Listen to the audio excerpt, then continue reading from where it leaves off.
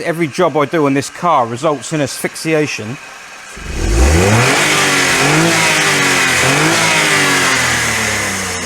Nasty. Hello everybody, it's another video with Skit. Skit with a K. There's no H in it, it's Skit. So we've done a little bit with this car since the first video, which hasn't actually gone out yet at the time of recording this, but for the purposes of continuity, we've done a bit since the first video. It's lost those gacky little rubber trim things, although the one on the offside rear door was obviously hiding some dents, but it's fine. I've also cleaned the headlights out, and that worked. Look at that, they've come out beautifully. But the time has come to address the elephant in the room. The elephant is a big smoky blue elephant. It's the engine. This car has a 3-cylinder engine, other engines are available. The pistons go up and down inside the cylinders, up and down, and they have piston rings on them, and as I mentioned in the last video, there's compression rings and there's an oil control ring, and I think the oil control ring on this car, the engine, is gummed up, possibly due to like lack of maintenance. It's one of the things that happens if you don't maintain your car. If you don't service it enough, you do get gummed up oil control rings and coke and all sorts of problems like that. So there is a chance that's what's happened. Now the proper way to clean it out is to take the pistons out of the engine, scrape the groove with all the carbon and everything, put new oil control rings in it, clean everything up lovely, possibly even rehome the bores, and then put it all back together at great time and expense. Ain't nobody got time for that! What I'm going to do is do exactly what Hubnut did, which is not a good start. But no, I've been spurred on because a guy who subscribes to this channel, I don't know his name, but his channel is called Stupid Bloke, Stupid Videos. He does a lot of prattling about with his Citroen C1, among other cars, and he gives the kind of aura that he's an idiot, but he's not. He seems to know what he's doing, and he's willing to try silly things, stupid things in fact. And one of the things he did, which I was actually amazed by, is he ran ATF through the engine instead of engine oil, because it has detergents in it to clean the engine, and it appeared, oh, a pigeon, it appeared to work like really well. I don't know how long-term damage it, what long-term damage it might have caused, who knows, but one of the things he did was add an additive to his car, because his C1, with this same 1KRFE engine, the C1 started smoking, and he added this stuff to it, and it stopped. So I'm going to go one further than that. I'm spurred on by that. Watching that video gave me hope. So thank you, stupid man. You've given me hope, because the only other one I've seen is Hubnut, and that did not work. So I have a plan. I have bought a product. I will show you the product. This is the product. It is called Seafoam.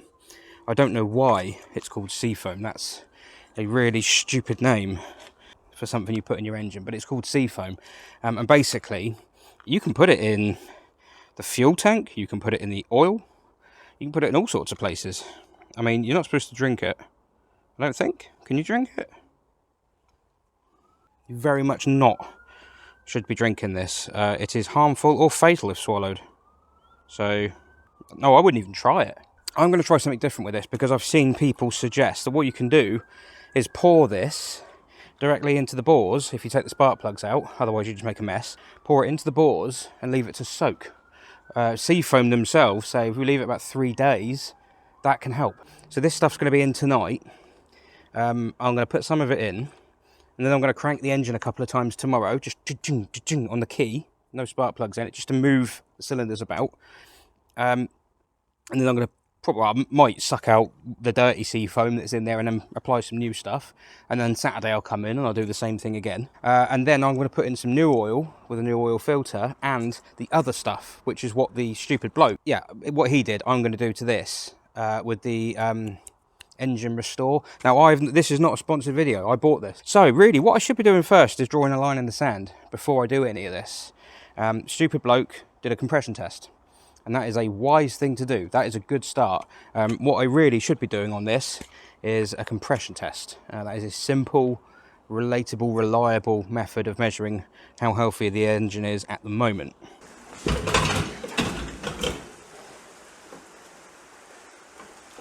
What? This is my line in the sand. I can't find my compression tester. Now, this is not going to be Skit's official induction into the leaderboard of fame, because I am not wearing the appropriate footwear to enter Skit onto the leaderboard of fame. This is my safety footwear. I need to be wearing my leisure stuff. Basically, yeah, it's not in full health, so this doesn't count.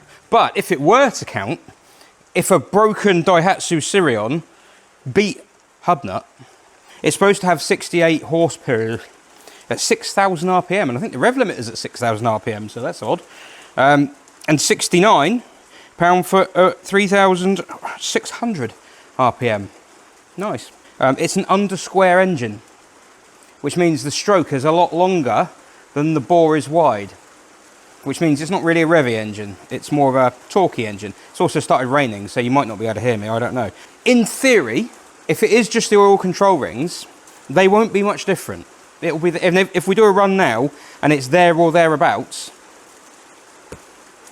that's a good sign. It means that it's just burning oil, which isn't good, but it means it's not burning oil because it's losing power, which would be the case if it was the compression rings as well that had gone. So I'm going to do a dyno run now, maybe two, just to see if it does beat hub, to see if it gets somewhere near the book figure of 68 bhp. Do that, then we're going to pull the spark plugs out, all three of them, and then put in the Seafoam, which isn't there, and I thought it was, and now I don't know where I've put it.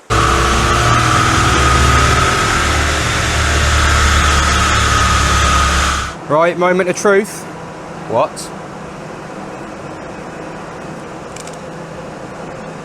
Right, so people are now going to start going, oh, your dyno's overreading, like that. 71.4, well, okay, so we can say it's overreading all we want. That's, I think, a slight anomaly. So I think that would actually be more in the region of 70 if it were reading smoothly. That kind of shape the power graph, that is quite normal, I would say, on an under-square engine. They don't like to rev, so they're quite broad on the torque, which, I mean, it's not a high figure, the torque, but what's it like with the wheel at the gearing? 176, so a lot less than Dump It. Dump It was like 190 something at the wheel. Wow, that's interesting. 70 pound-foot, 4,000. It's supposed to be 69 at 3.6, and 71.5 at 6.2. It's supposed to be 68 at 6,000. That's pretty good.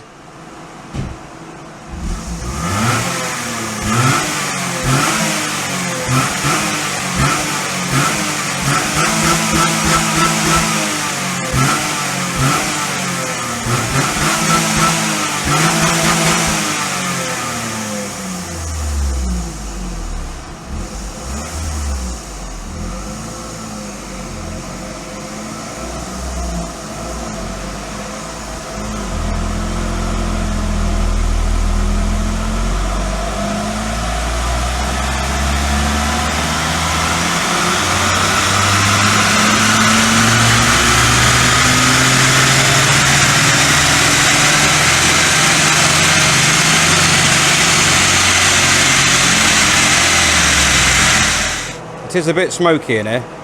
That's not real, by the way, just in case you're a thief and thinking about it. It's going up again. 73, okay, yeah. So I did another one just now, it was 72. That one's 73. It's slightly squirrely here. So this is how it's meant to be, and then that's how it's going.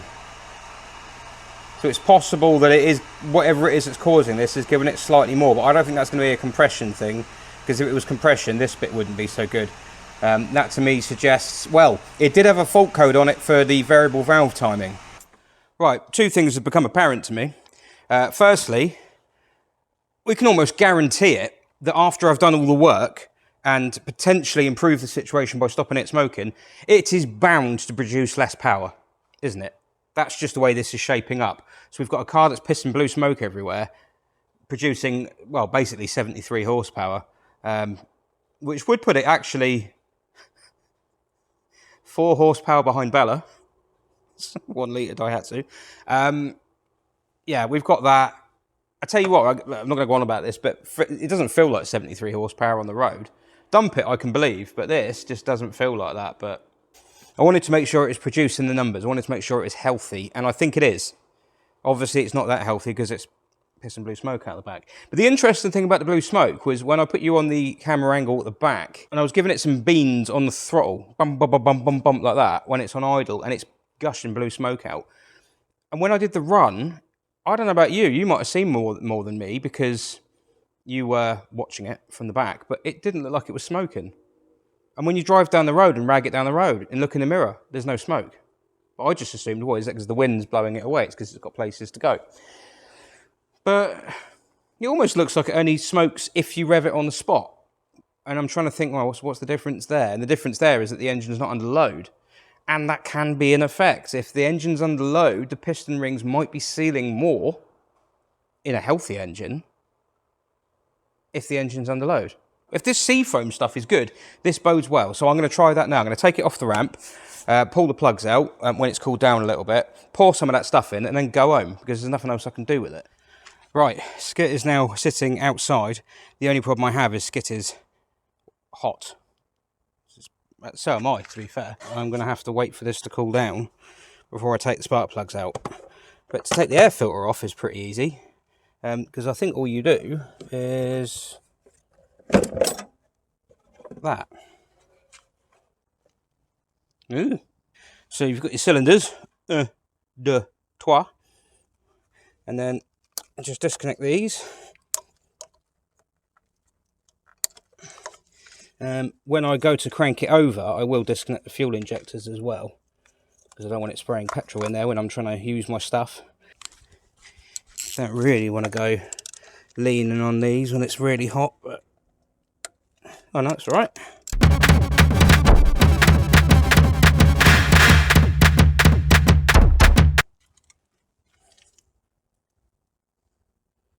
Oh, oh, oh, oh, that's it. Now I am in a bit of a hurry, to be honest with you, because it's getting late already and I've got to do some editing when I get home. And it's all sorts of wrong to try and undo these things while the engine's so hot, so don't do this, but that's fine. I mean, it's an alloy head as well, but I'm not putting... No, that's all right. The risk you've got is if it's done it really tight and it's really hot, you can pull the threads out with it, but we haven't done. We've got away with it. It's good.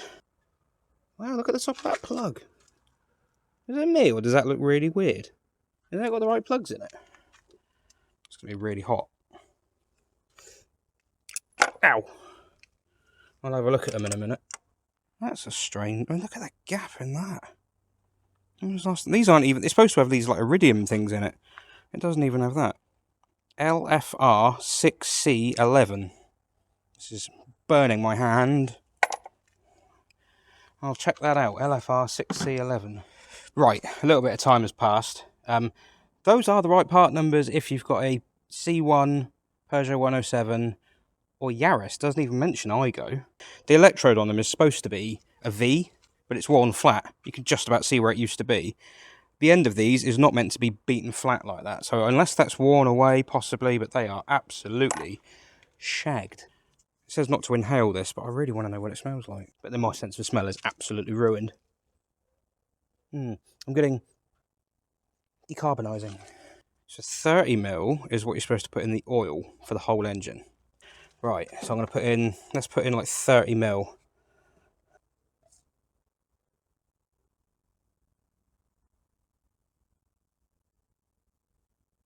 You know, I could just take out 90ml and then put 30 in each, couldn't I? But leave me be. Right. I mean, in theory, now I just wait. But I want to do more. I'm just going to give it a little flick on the key a couple of times. Not enough for it to spray out, just... Unless shall I just fill them all up? No, stop it. So that one's full, look. So what you would not do now, and I have to point this out because people can be stupid, you would not put the spark plugs back in and try and start this, because if you do, you will bend stuff and the engine will be very broken. And then tomorrow I'll probably come in and crank it a couple of times and top these up over the period of the next couple of days and see if that does anything. And then I'll put in the stuff that Stupid Bloke does. So I shall leave it here and pick it up when basically when I've done the last Seafoam, and I'm going to put the other stuff in. Right, plan for today is to take out the remains of the Seafoam that's in here, because there is still some in the boards, I can see it. I can't leave it in there and try and start the engine with the spark plugs back in, because fluid does not compress. and it will result in bent metal and blue smoke coming out the exhaust will be the least of the problems on this car. So I'm going to get that out. I'm going to drain the oil down a little bit because I put 1.5 litres of the stuff through there now, I reckon. So the oil level is, well, let's check it. Wow, it's such a clean dipstick, you can't even see it. But basically at the moment, and I have actually sucked some out already, but it's about here.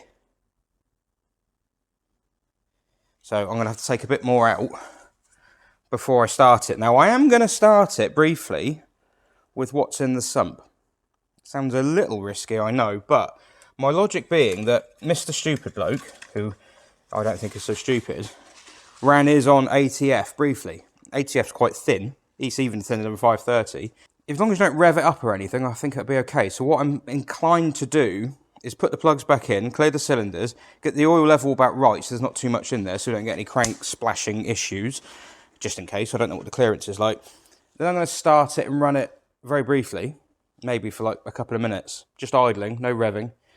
Let it burn off what it doesn't want. Then I'm going to drain the oil out the bottom. I'm going to put some other oil in. I'm going to find some. I've got loads of like odd little bottles with like 1/2 litre left in, like 530 from the C6 and things. So I'm going to put in enough to do the oil there. Not fill it. I'll probably just put in like half or something like that. Half the capacity. A bit more Seafoam, and then I'm going to run it for a bit longer. Get it nice and warmed up and run through and everything. Maybe wedge the throttle open. He had a special device for wedging the throttle open. I think it was a fag butt. So if I can find one of them on the floor somewhere, I can do the same thing. And then I'll drain the oil out properly, out the bottom, fully evacuate it, do the filter. We've got a filter. Look, it's a little diddy filter, look. Oh, and lots of stuff in there. So we'll do the filter, and then I will put in the new oil. And then, before I start the engine, I will put in a little bit of this down each bore like he did.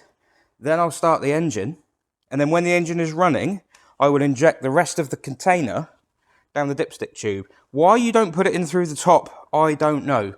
This company said to him, to Mr. Stupid, stick it in the dipstick tube because of the VVT. And I'm like, it doesn't matter how it's going in there, it's going to go everywhere. So I don't quite get that, but I'm not going to argue. I'm assuming they've looked into it further than I have, so I will do what they said. I will use my syringe, I've got a bigger one somewhere, and I will put the rest of it down there while the engine's running. I don't think you're going to get any overnight results. I was hoping that it would be like a later on in the video, oh my god, look. I don't think that's going to happen. I think it's going to be maybe a couple of days. I've got an MOT booked Tuesday, which is the 6th of August, and I've got another one booked on Monday for a TVR, which is the 5th of August, but fella who owns that, sounds a pound, hello Tim if he's watching, I'll swap them round. If this thing's ready, I'll pop this in on the 5th, because the TVR's in for tons of other stuff anyway. So let's do that then. Let's get a bit of oil out there, empty these bores out.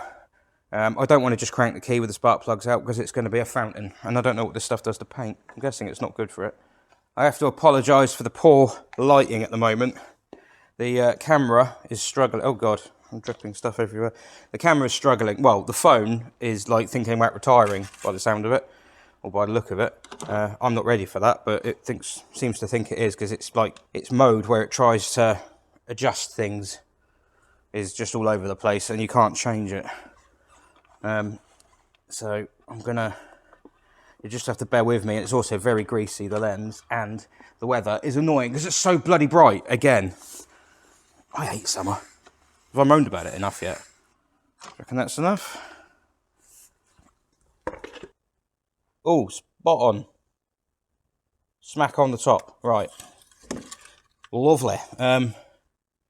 Let's see if I can get out the rest of the... Because I've been going underneath the car, cranking the engine over manually. So now I'm just going to try and pull out the excess Seafoam out of here. And then what I shall do is just crank it, now that I've done that, and it shouldn't kick tons out the top.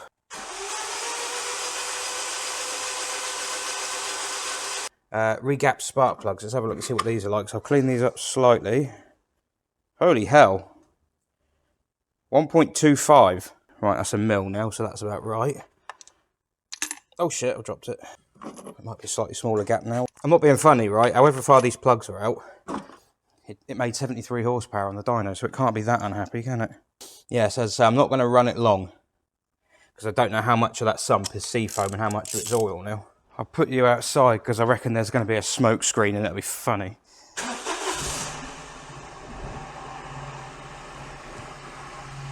Oh, don't come back in here!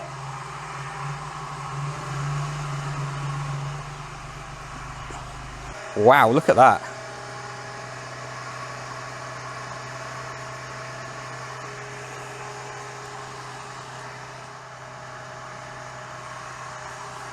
Puff, puff, puff. Right, that's... Right, okay. No. Oh my Christ. Oh, wow. That's pretty bad. Hang on. The dyno fan on.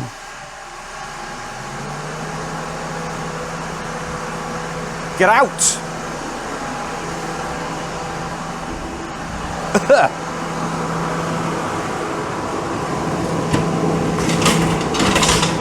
There we go, out you go.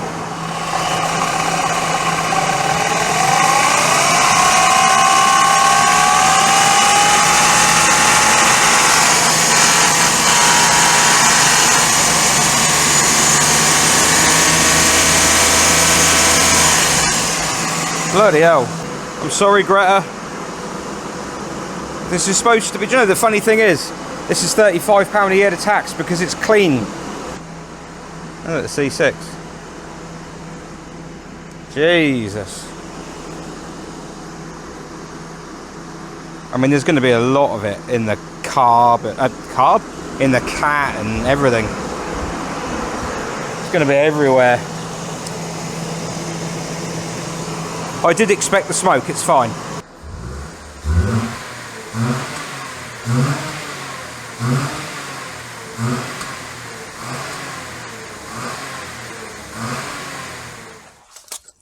Alright, this is old school. I haven't done this for a while.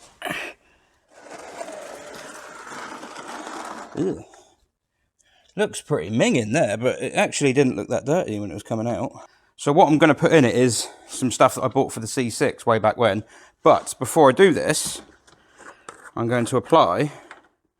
How much do you put in? 30 millilitres per litre of oil in the crankcase. So what I'm going to do is put, well, 30 millilitres per litre in the crankcase. That's about 90 mil basically. Maybe 100. Yeah, more like 100. But I bet there's not that left in this bottle now. That in there.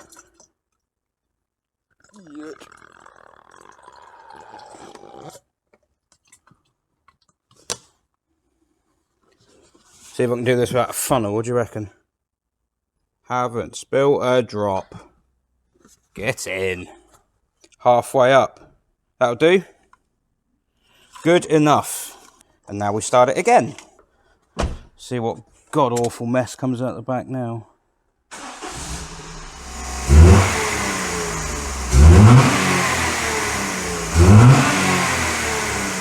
There's the blue clouds again.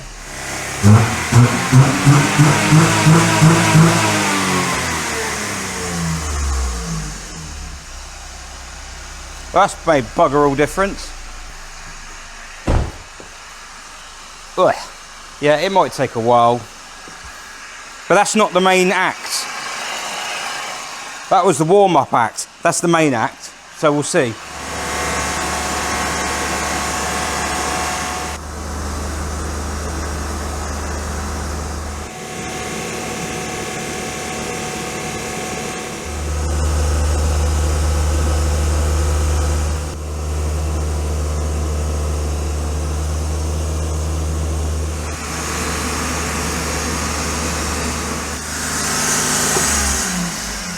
That's quite a lot of stressful running. At 15 minutes of long continuous running while it's pissing smoke out everywhere. It does seem to have backed the smoke off slightly back to the original blue puffs out the back that it had before. And I wasn't expecting the Seafoam to have made a massive difference. I was hoping, well, amazing scenario would be the Seafoam restores the flexibility, if you like, in the oil control rings on the pistons and stops the smoke completely, but that's pretty unlikely, isn't it? So plugs out again. oil out again. I'll catch it back up when I'm ready to put this in. Many moments later, I've changed the oil filter. It was a nightmare because I didn't have, I mean, it's one of these little cartridge ones, which is a bit minging, if I'm honest.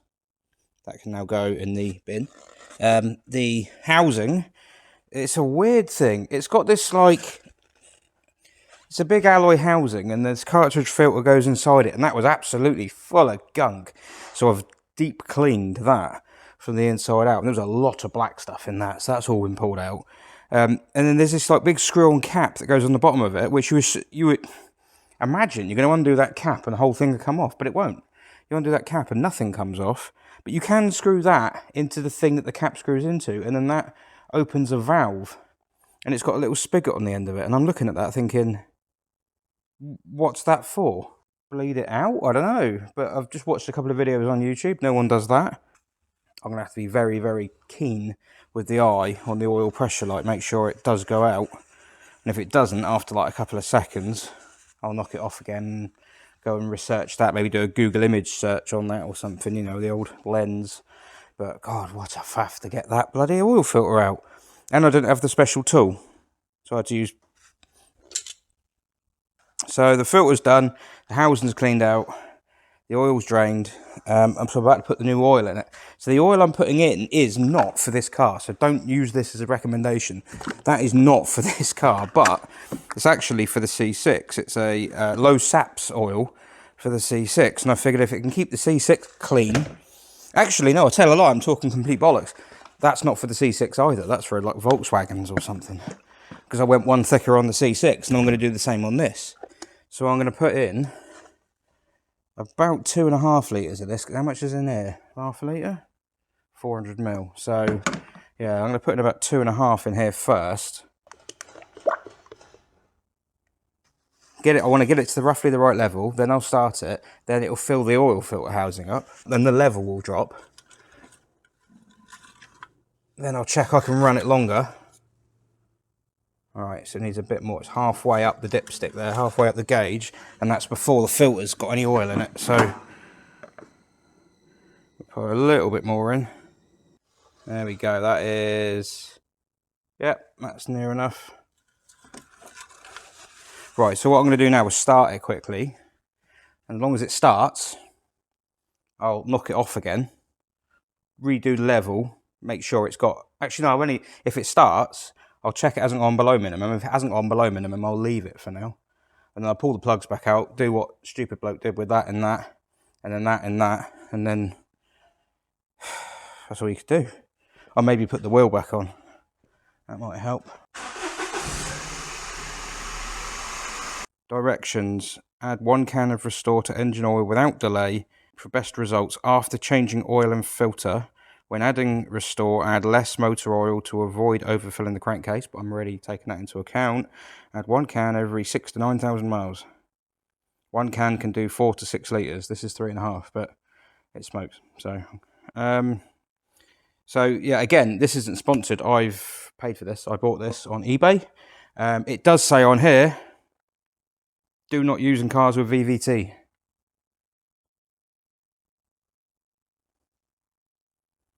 But Mr. Stupid Bloke did. And it didn't blow up. And I think he drives it harder than this gets driven. So we're going with it. They said put some down the bores, but he just poured it a little bit. So I don't want to put too much in, because that is going to... Well, it's a liquid, isn't it? So I could hydro lock the engine. God, it's thick.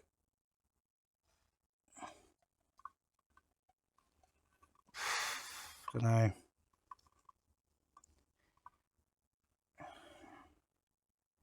Ah, screw it. Let's try it.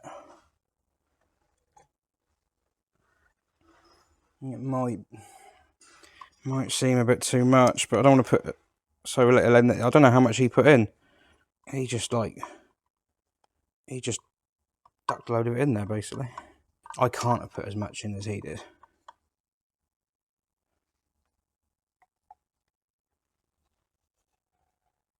Right. That'll do.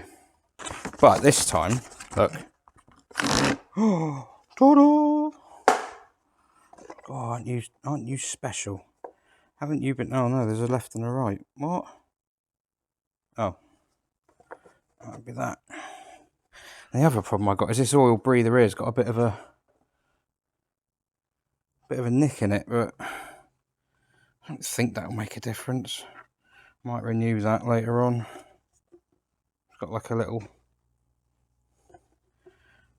nick in it there. Just worried it might lose a bit of vacuum, but shouldn't do. Right.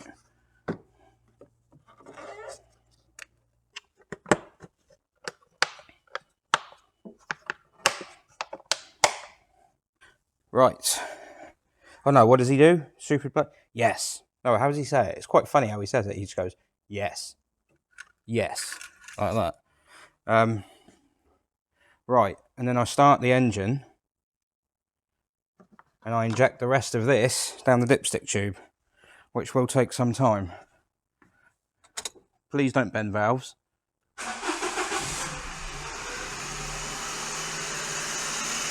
Oh, there's smoke out the back again. Right. Well, this would be quite boring, but yeah, oh man, this can take forever.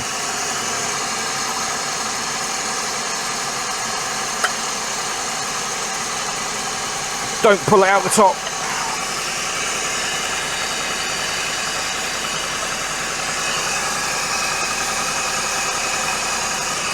Well, yeah, you get the idea with that. Every job I do on this car results in asphyxiation.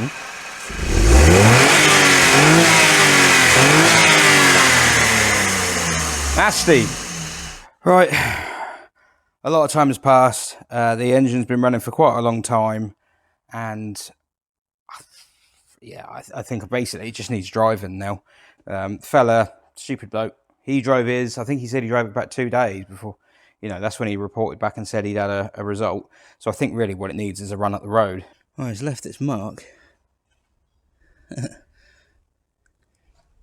All manner of different things here. There's like wet, shiny stuff, oily stuff, watery stuff, and then sooty stuff.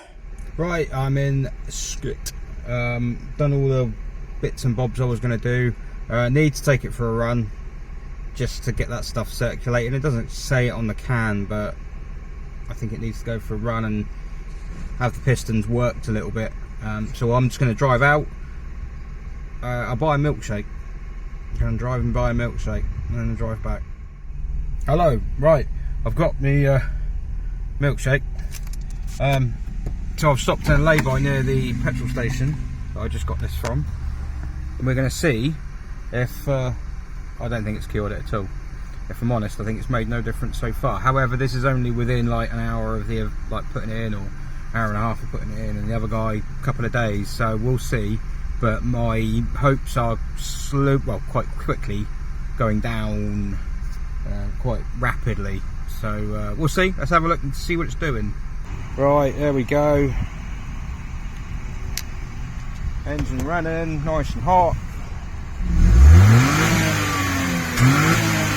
Oh, no, the first one I thought we got it.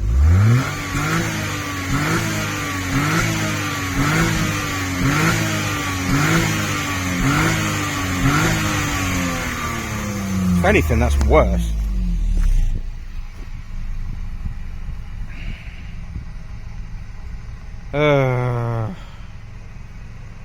Well, we're just going to have to wait and see if it goes through an MOT, I think.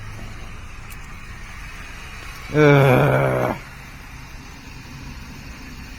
wow, yeah, it's still everywhere. You probably can't see it on the screen. It is.